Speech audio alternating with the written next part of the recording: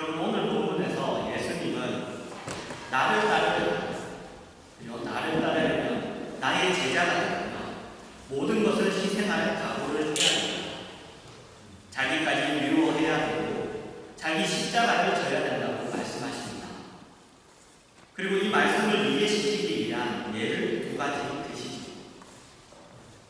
하나는 건물을 지을 때 미리 비용이 얼마나 들지 생각해야 된다. 그렇지 않으면 그 비용이 모자라서 완공하지 못할 것이고 사람들이 비웃을 것이다. 그리고 또 하나의 비유는 전쟁을 할 때 이길 수 있을지 판단을 하고 전쟁을 해야 된다. 그래서 질 것 같으면 전쟁을 하지 말고 화친을 청해야 합니다. 이런 두 가지 예를 드십니다. 그리고는 우리가 방금 읽은 것과 같이 33절에서 35절 말씀입니다.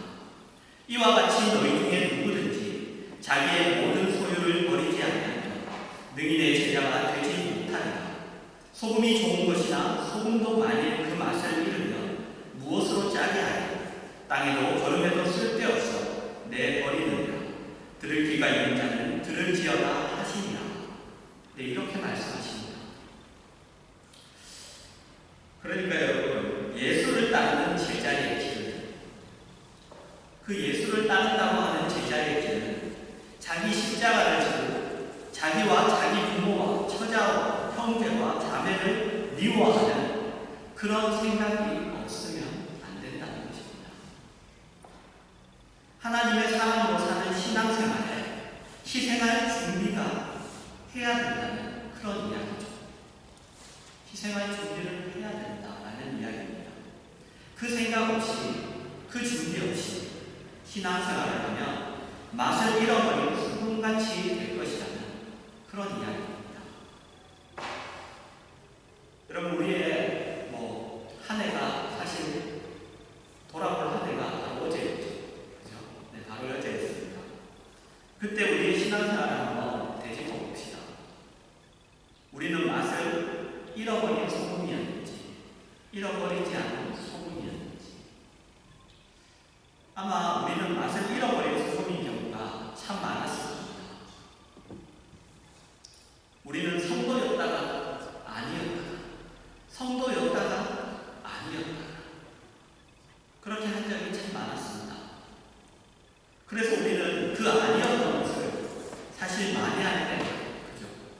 어떻게 보면 그 아니었던 때를 내가 만회하기 위해서, 그래서 어쩌다 한번 정말 성도 같을 때, 어쩌다 한번 성도 같을 때면 아마 큰 소리도 크게 치고, 그리고 그렇게 생색을 냈는지도 모릅니다. 그 모든 것들, 아니었던 그 모든 시간들을 만회하기 위해서 그렇게 우리가 살았는지도 모릅니다. 그렇게 생색을 냈습니다. 그러나 오늘 본문의 이야기는 여러분, 신앙생활의 계획이란 희생을 각오해야 된다는 겁니다. 희생을 각오해야 된다. 이 이야기는 여러분, 오늘 본문에서만 나오는 이야기는 아닙니다. 누가복음 16장 1절에서 8절을 제가 읽겠습니다. 또한 제자들에게 이르시되 어떤 부자에게 청지기가 있는데 그가 주인의 소유를 낭비한다는 말이 그 주인에게 들린지라. 주인이 그를 불러 이르되 내가 내게 대하여 들은 이 말이 어찌 되느냐. 내가 보던 일을 셈하라. 청지기 직무를 계속하지 못하리라 하니 청지기가 속으로 이르되 주인이 내 직분을 빼앗으니 내가 무엇을 할까. 땅을 파자니 힘이 없고 빌어먹자니 부끄럽구나. 내가 할 일을 알았다. 이렇게 하면 직분을 빼앗긴 후에 사람들이 나를 자기 집으로 영접하리라. 주인에게 빚진 자를 일일이 불러다가 먼저 온 자에게 이르되 내가 내 주인에게 얼마나 빚졌느냐. 말하되 기름 100마리니이다. 이르되 여기 내 증서를 가지고 빨리 앉아 50이라 쓰라. 또 다른 이에게 이르되 너는 얼마나 빚졌느냐. 이르되 밀 100석이니이다. 이르되 여기 내 증서를 가지고 80이라 쓰라 하였는지. 주인이 이 옳지 않은 청지기가 이를 지혜 있게 하였으므로 칭찬하였으니 이 세대의 아들들이 자기 시대에 있어서는 빛의 아들들보다 더 지혜로움이니라. 여러분, 이 이야기는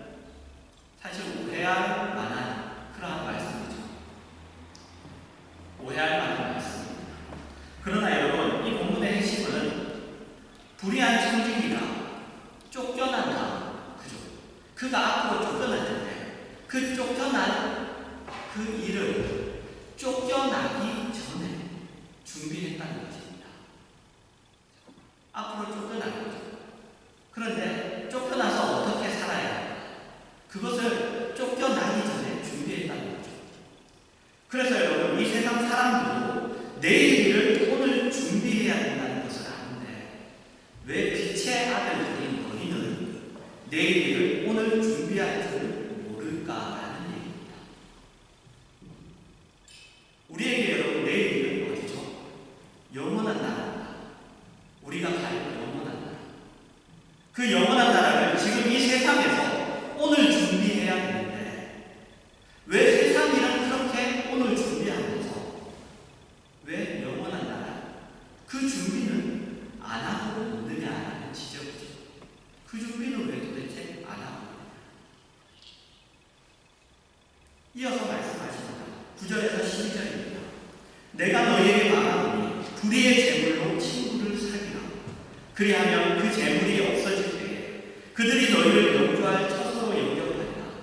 지극히 작은 것에 충성된 자는 큰 것에도 충성되고 지극히 작은 것에 불의한 자는 큰 것에도 불의하리라. 너희가 만일 불의한 재물에도 충성하지 아니하면 누가 참된 것으로 너희에게 맡기겠느냐. 너희가 만일 남의 것에 충성하지 아니하면 누가 너희의 것을 너희에게 주겠느냐. 이 세상에서 우리가 해야 되는 것은, 우리가 해야 되는 책임은 우리가 받을 보상에 비하면 그렇게 큰 것들이 아니고 훨씬 작은 것이고 수동적인 것입니다. 사실 우리가 이 세상에서 우리가 해야 되는 책임은 우리가 앞으로 그 나라에서 받을 것에 비하면 정말로 보잘것없는 것입니다. 거짓말하지 않고 타협하지 않고 우상을 섬기지 않고 하나님을 외면하지 않고 이런 주어진 명령들을 우리가 못 지켜내고 있는 것이죠. 그리고 그 못 지켜내고 있는 자리는 여러분, 우리의 일상입니다. 일상. 그죠? 우리의 일상이죠. 내가 일하는 거, 내가 공부하는 거, 내가 살아가는 거. 그곳에서 우리가 그것을 지켜내지 못하고 있습니다. 그런 일들 하나하나를 어기고 그리고 그 하나하나를 살지 못하고 있습니다. 성도로서 져야 하는, 성도로서 져야 하는, 그죠? 짊어져야 하는 그 짐들을 지고 있습니다. 예수님이 그것을 꾸중하시죠. 그것을 꾸중하시고 계십니다. 여러분, 우리가 예수를 믿는 자로 살면서 겪는 자기 희생, 자기 십자가, 어떤 외부적인 세력으로 생각하는 경우가 많습니다. 어떤 핍박, 물리적인 억압, 물론 여러분 그런 일들도 있죠. 그런 일들도 있습니다. 그러나 그런 것보다는 여러분 훨씬 이런 것들입니다. 우리에게 그런 것들보다는 훨씬 이런 것들이 우리가 살면서 져야 하는 십자가, 자기 희생이라는 거죠. 그것이 뭐냐면 이런 것들입니다. 우리는 세상 사람들보다 여러분 앞서가는 사람들입니다. 세상 사람들보다 앞서가는 사람들. 눈을 뜬 자라고 하죠. 성경은 우리를 눈을 뜬 자라고 합니다. 세상식으로 말하면 여러분, 우리는 지도자이고 그리고 대장이고 그리고 엘리트입니다. 엘리트라는 여러분, 원래 뜻이 내일을 준비하는 사람, 멀리 그 다음을 내다보는 사람입니다. 프랑스 사회도 그렇죠. 엘리트들이, 그죠? 그 몇몇 엘리트들이 그 다음을 내다보고 다음을 준비하는 사람들이 그 수많은 사람들을 이끌어가고 있죠. 이끌어가고 있습니다. 그런데 엘리트의 반대말은 뭘까요? 수많은 사람들, 대중입니다. 대중. 그 엘리트의 반대말은 대중입니다. 대중은 여러분 바로 눈앞밖에 보지 못하는 무리를 말합니다. 바로 눈앞에 일밖에 보지 못하는, 지금밖에 보지 못하고 지금의 필요밖에 반응하지 못하는 사람들입니다. 우리는 이 세상의 끝을 알고 있습니다. 그리고 인생의 가치를 알고 있습니다. 그래서 어떻게 살아야 하는지를 아는 사람들입니다. 자기 자신이 그렇게 살 뿐만 아니라 이 세상 앞에 소금으로 빛으로 살아야 하는 그런 한 모범이고, 그리고 지도자이고 안내자이고 증인입니다. 이런 자들이 가진 최고의 짐은, 최고의 고통은 외로움입니다.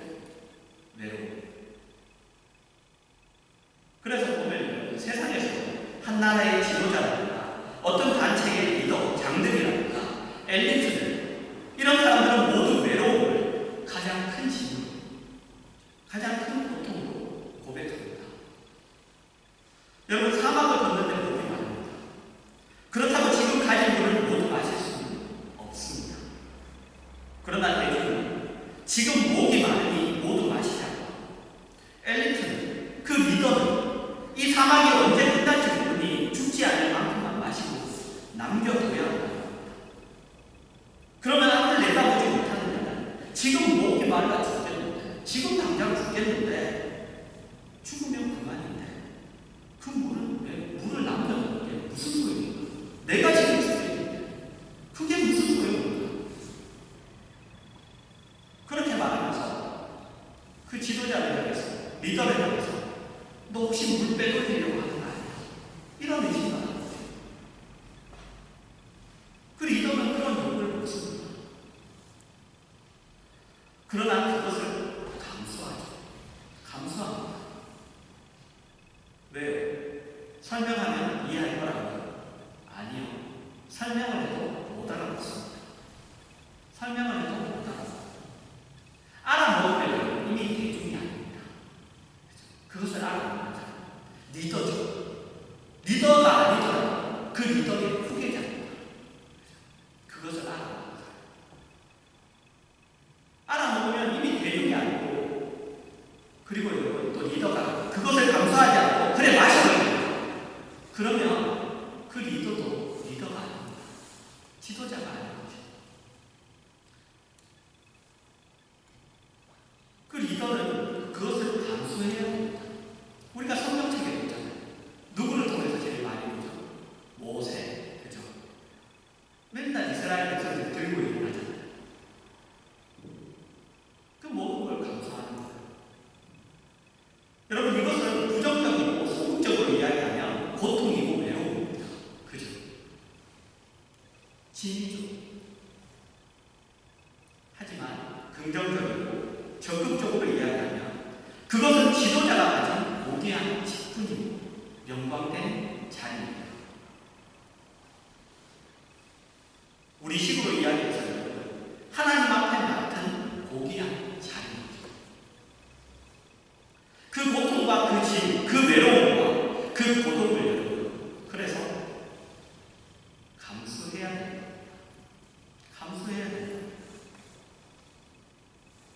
그런데 우리에게는 그것을 감수하는 게 너무 없습니다. 너무 없죠. 너무 없습니다. 우리를 아무도 알아주지 않습니다. 도대체 우리를 누가 알겠습니까? 이해하지 못합니다. 여러분, 누가복음 23장 26절에서 28절입니다. 그들이 예수를 끌고 갈 때에 시몬이라는 구레네 사람이 시골에서 오는 것을 듣도록 그에게 십자가를 지고 예수를 따르게 하더라. 또 백성과 및 그를 위하여 가슴을 치며 슬피 우는 여자의 큰 무리가 따라오는지라 예수께서 돌이켜 그들을 향하여 이르시되 예루살렘의 딸들아, 나를 위하여 울지 말고 너희와 너희 자녀를 위하여 울라. 무슨 말인지 정확히 이해하시겠죠? 예수님이 나를 위하여 울지 말고 너희와 너희의 자녀들을 위하여 울어라.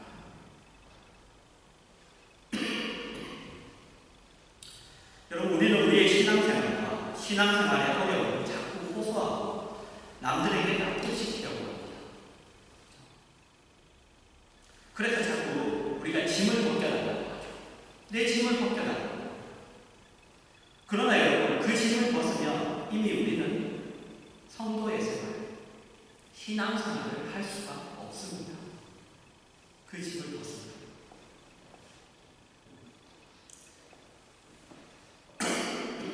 죄송합니다.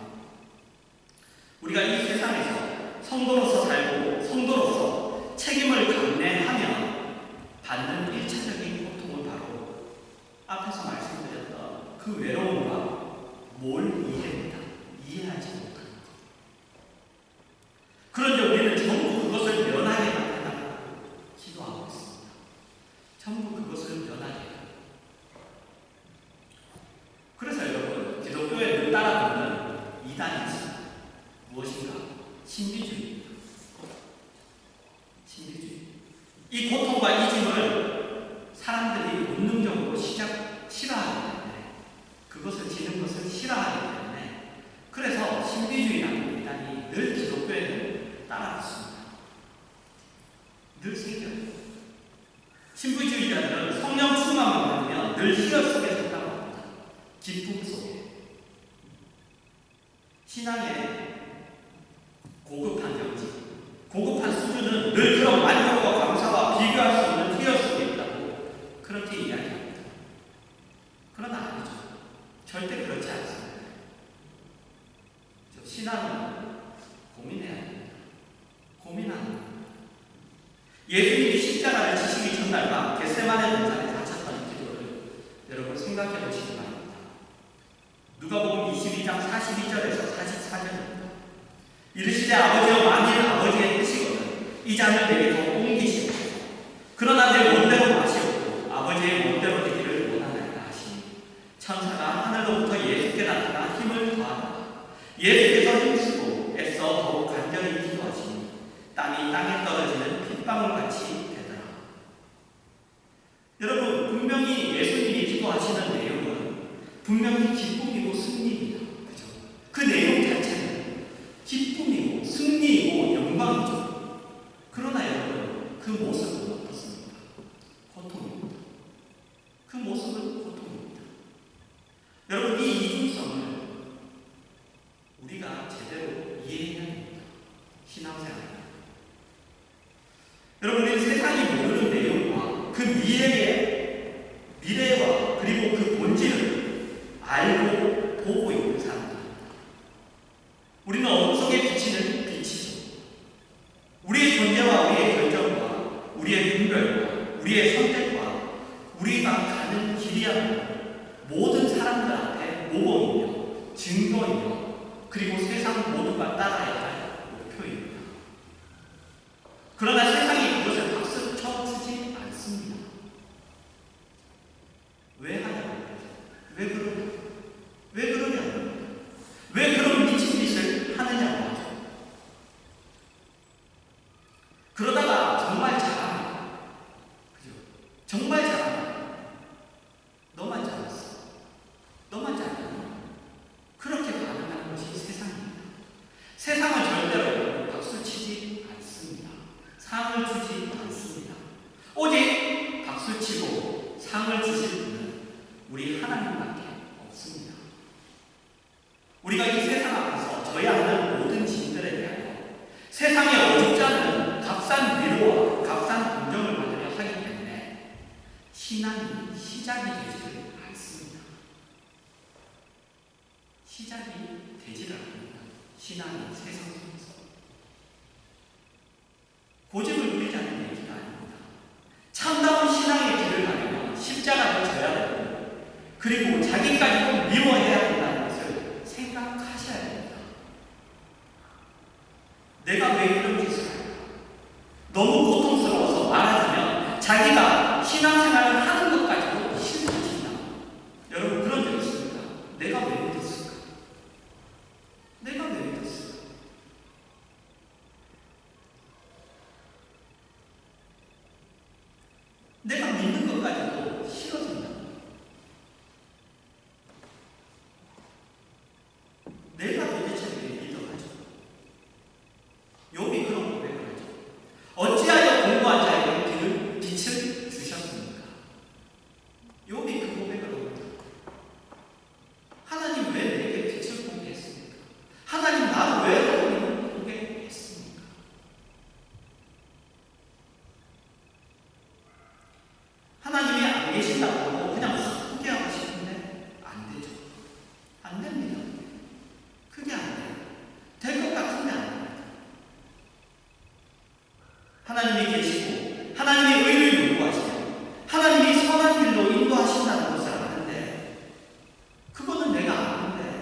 지금 당하는 일을 감당할 방법이 없죠.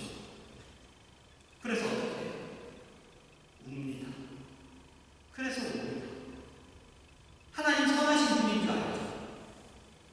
하지만 지금 내가 그것을 감당할 방법이 없으니 우는 거죠. 외면할 수도 없고 포기할 수도 없고 반대할 수도 없는데 감당하려고 합니다. 그래서 너무 힘들어서 우는 거예요. 여러분, 신앙은 그 길을 가는 겁니다. 그 길을 가는 거예요. 마약을 맞아보지 못했지만 마치 마약을 맞은 그런 기쁨과 환희와 그런 상태로 가는 길이 아니에요.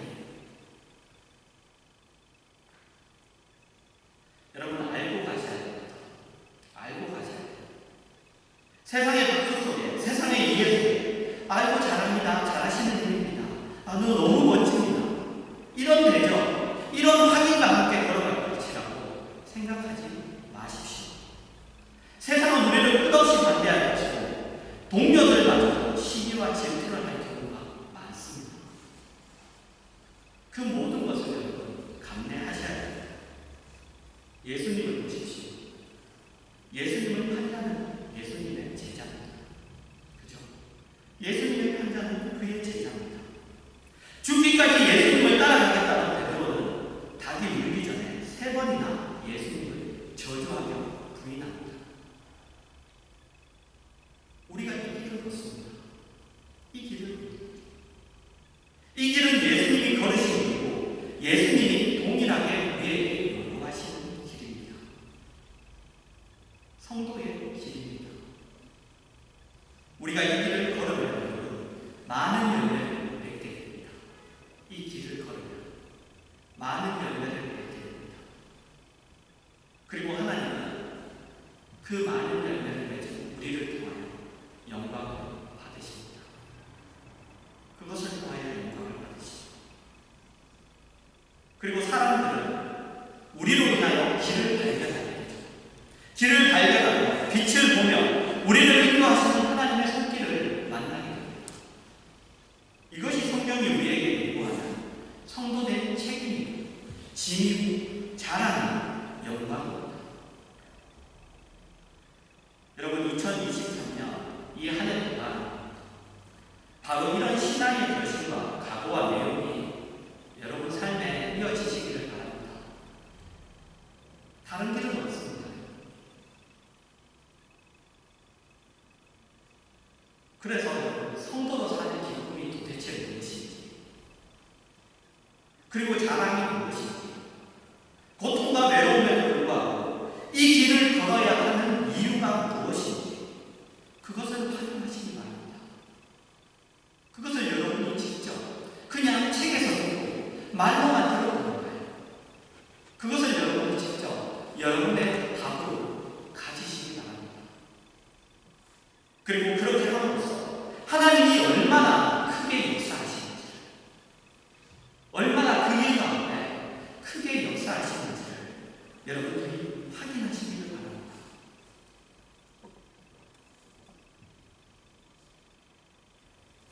우리가 이 한 해 동안 우리가 그런 마음과 그런 결심 그리고 그런